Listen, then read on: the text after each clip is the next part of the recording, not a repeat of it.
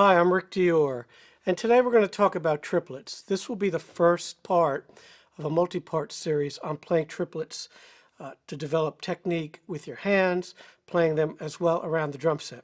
But today we're going to just talk about using them on a practice pad with your hands and interpreting 16th note rhythms. So this is a big subject and it's very, very important. Several times in my career I've been asked to reinterpret a tune as triplets instead of 16ths. So we'd get a chart in the studio, and after we're all done recording it, 3 or 4 takes, the producer or the artist might say, hey, can we try this in some different feels? And then you have to go back and look at that chart, and sometimes it's a complicated chart, and reinterpret everything as triplets. So we're going to talk about doing that. And there's lots of books you can use for this. Any book that has 16th note rhythms in it is perfect. So my book works great. Gary Chester's New Breed books work really good. The Louis Bellson reading text in 4/4 time works really well as well. So anything you can find like that works great. You'll never run out of material. So the first thing we need to do is figure out the math here. If you look at page 7, we'll put this on the screen, it's written in 16th notes, and I've done this in several videos. I'll play the first 2 lines for you in 16th notes at a slower tempo, and we'll subdivide the 16ths and play the written notes as accents. 1, 2, 3, 4.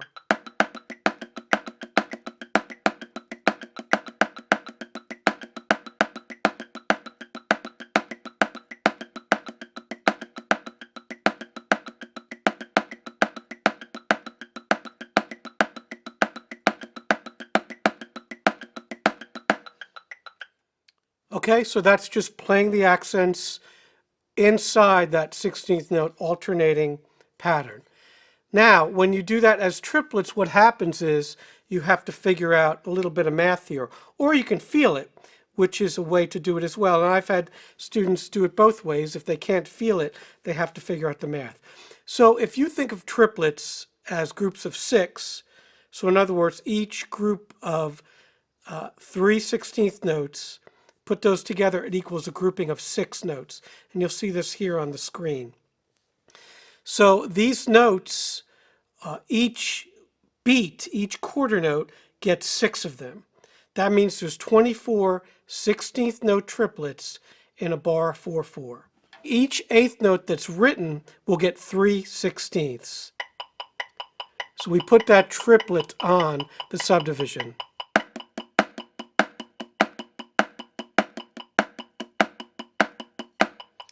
If we look at page 7, first bar, we have 2 8th notes, and then a 16th note rest, and then a 16th note.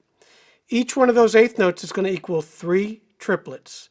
So that's 6 notes, and that gets us out of beat 1. And then beat 2 starts with the 16th note rest, and then a 16th note. Now each 16th note rest, as written, is going to equal 2 16th note triplets. And that sounds like this.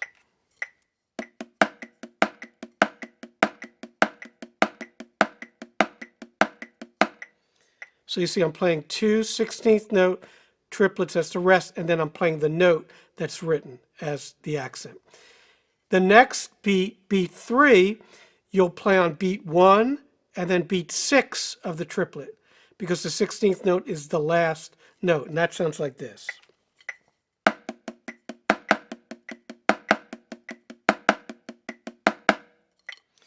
And then the last beat, beat 4, you're just going to play again on that last 16th, and that sounds like this. 1, 2, 3, 4.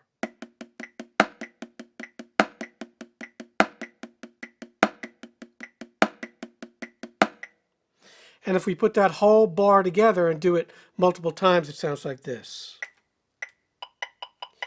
1, 2, 3, 4.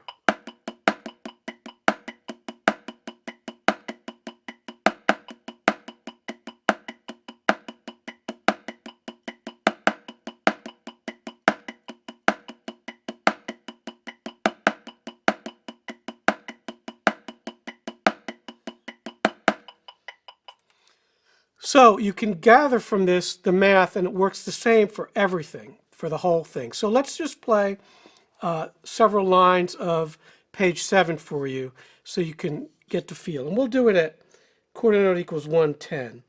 And we'll put the triplet on.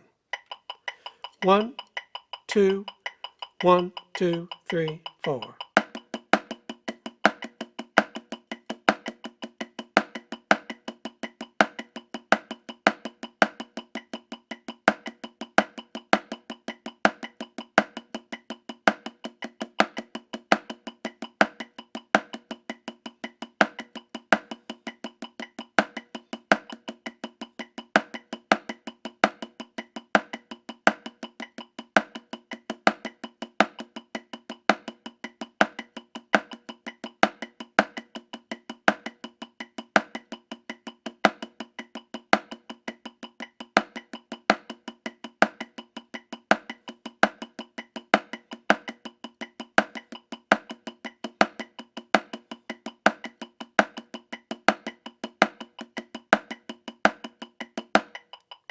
So that's the first 3 lines of page 7. Again, I'm playing 16th note triplets, and each accent I'm playing is the rhythm that's written. Now let's look at page 8. This becomes a little more complicated. So in this first measure, we have 2 8th notes, and we know each one of those 8th notes now is going to equal 3 16th note triplets. So the first beat sounds like this.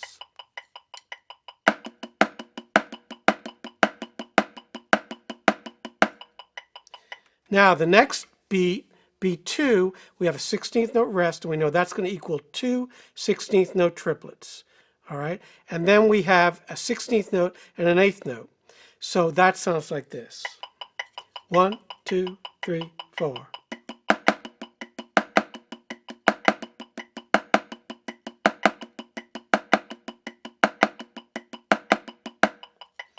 And the rest of the bar is basically the same thing, but backwards.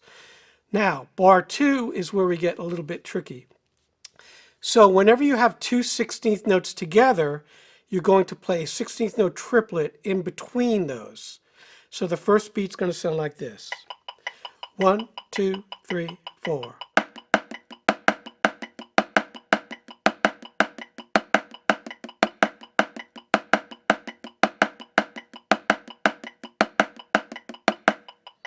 Because we know that first beat has to equal 6 16th note triplets, right? So we have a 16th note, and then a rest, 16th note rest, and then another 16th note. And this is how I'm interpreting it. It's not how it's written. And you'll see this on the screen. Now, beat 2, we know that the 8th note has to equal 3 16th note triplets. And then right after that, you have 2 16th notes. And again, there's going to be a 16th note triplet in between those. That sounds like this. 1, 2, 3, 4.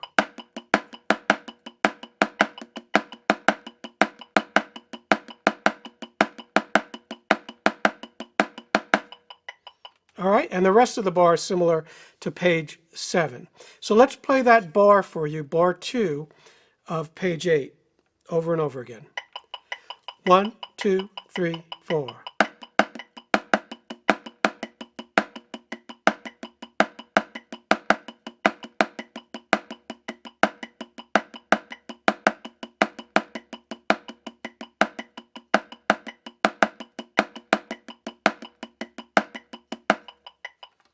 So that's the second bar of page 8. So let's play the first 3 lines, like I did with page 7, of page 8 for you, and just so you can get the hang of this. And here we go. This is quarter note equals 110. 1, 2, 3, 4.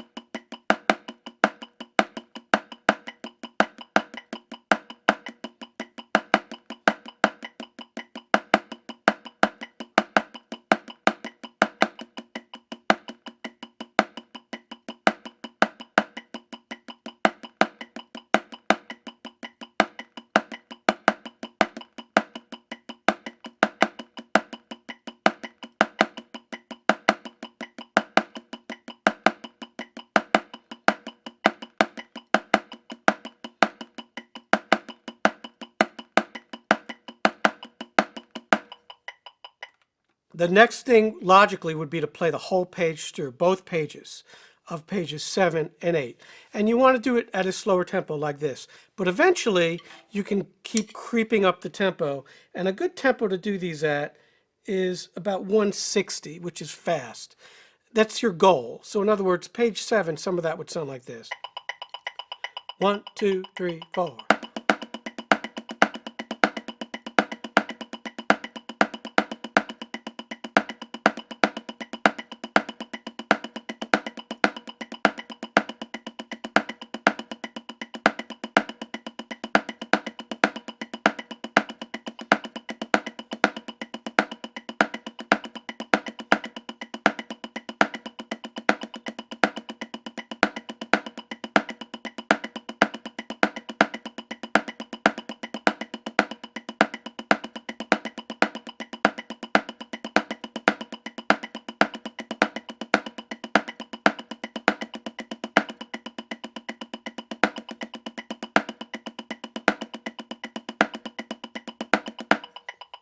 So that's the first 4 lines of page 7. And if we did the same thing with page 8, here's what that sounds like. 1, 2, 3, 4.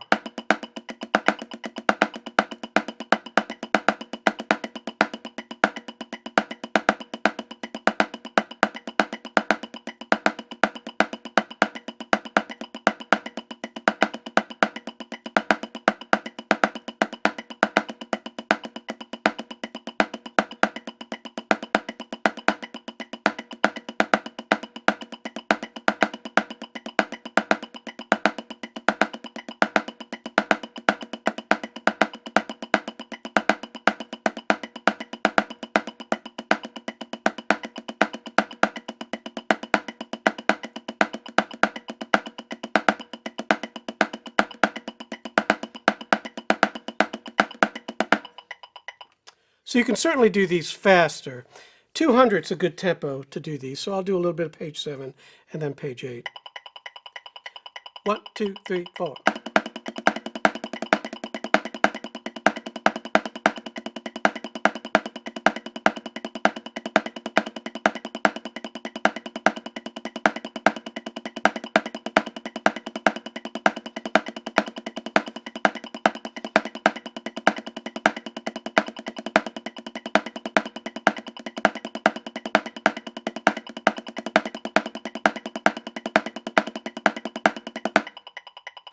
And here's page 8, same tempo. 1, 2, 3, 4.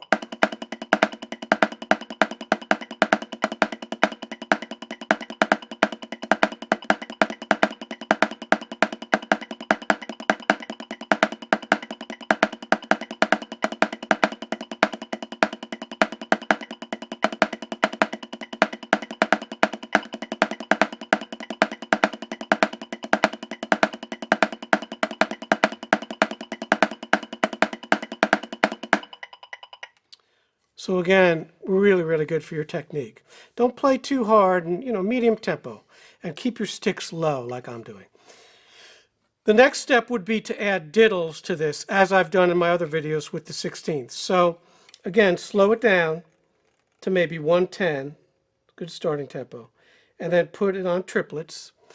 And then you're going to play 2 notes in place of the 1. So I'll give you a little sample of that. Page 7. 1, 2, 3, 4.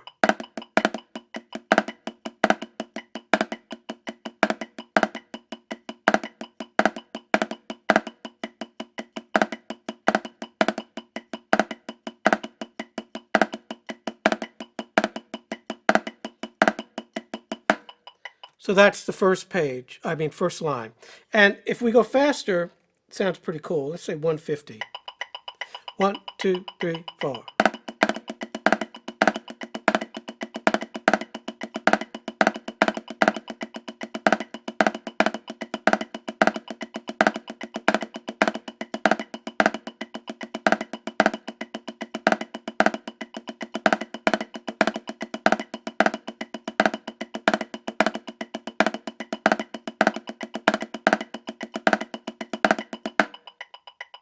And page 8, same thing.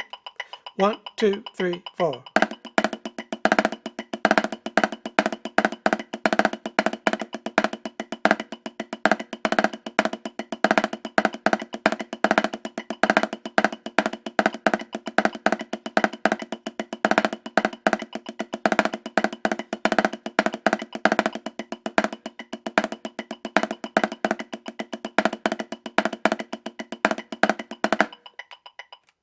Really great way to practice this. Great for your technique.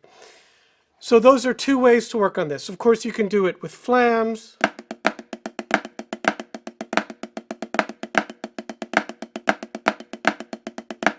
You can do it with buzzes.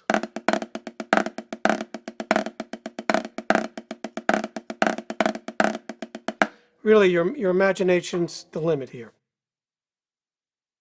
So the next step would be to do it with some double stroke stickings. And there's 4 different ones that you can use. You can use right, right, left. You can use left, left, right. You can use left, right, right. Or you can use right, left, left. So with combinations of those stickings, you can play these interpreted 16th notes as triplets really quickly. And this is where the soloing aspect comes in.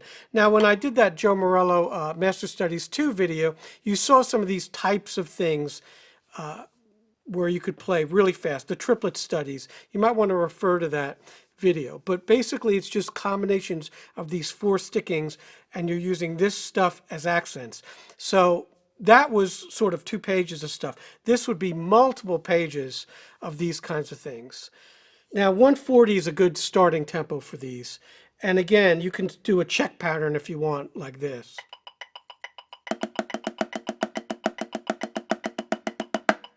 So you can do right, right, left, or right, left, left, anything like that. And in between the lines, you can do a check pattern. I'll show you what that looks like. 1, 2, 3, 4.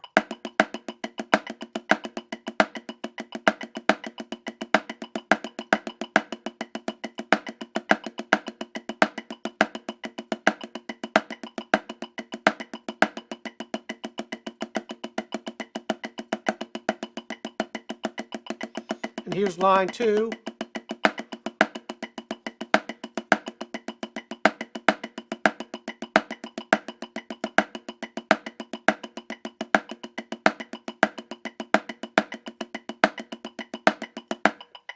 All right, and any kind of pattern you want to do.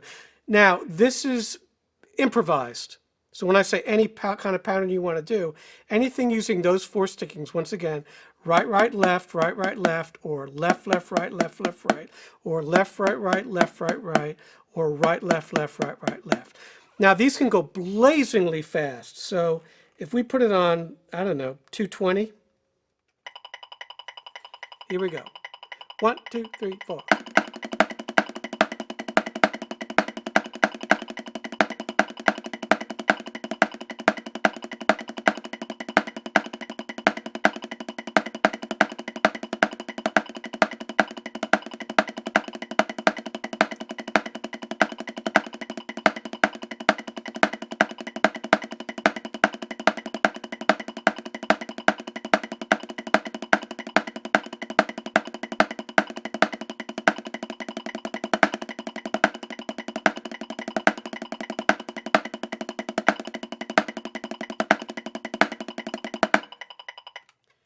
Gets pretty busy with that metronome, you know. It doesn't have to be absolutely mechanical, so you may want to put it on quarter notes. But I like to subdivide, just to check myself, see when it's getting off, and so forth. Now, this next page, where you have the, page 8 in other words, where you have the 2 notes, that's really tricky. So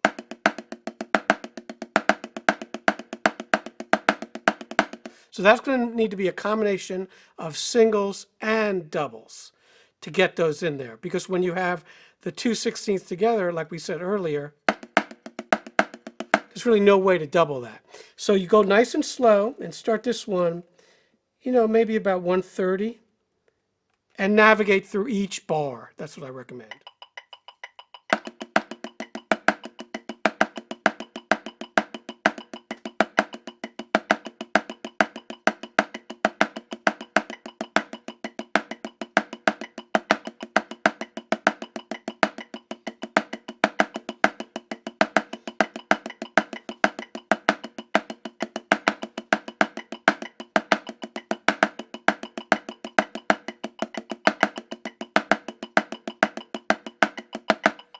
So there, what I try to do for you, I did each bar twice. I tried to change my sticking each time I did it, which is a real challenge. And again, I'm improvising, so it's not written out. And that's what you want to do. Now, if you can master this, you will never get caught, in a fill where you can't recover. In other words, you'll never mess up because you can always recover at lightning speed. And that's an amazing benefit of these kinds of studies, is that you can do that. Your reflexes become hyper-tuned to anything. In a lot of ways, when you listen to the great jazz drummer solo, especially Philly Joe Jones, who was a master of the double stroke, if you listen to his solos, you hear so much double stroke rudimental drumming, a lot of triplets, like this kind of sticking.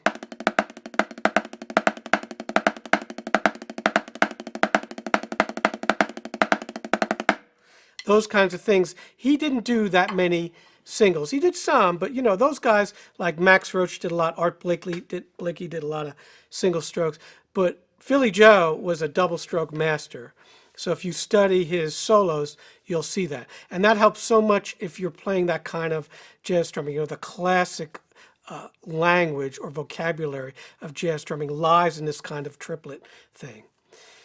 So that's part one of this series, the interpretation part. The next part, we're going to put this on the drum set, and then it becomes really fun. So stay tuned for that. Thanks.